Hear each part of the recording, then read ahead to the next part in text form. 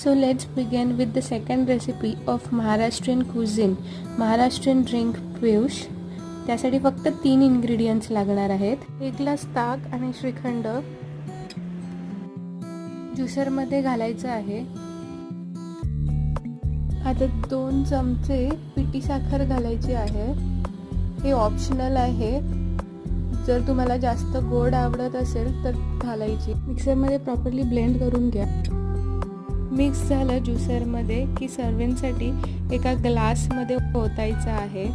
आंब्याच्या कापाचं बनवलेलं रोज असं मधोमध ग्लासाच्या ठेवायचं आहे. बदाम थोडं क्रंच एलिमेंटसाठी आणि केसर घालून सर्व करून घ्या. फक्त 3 इंग्रेडिएंट्सनी बनवलेली झटपट अशी पियुषची रेसिपी. या उन्हाळ्यात त्याचा आनंद घ्या आणि लाईक आणि सबस्क्राईब करायला विसरू नका.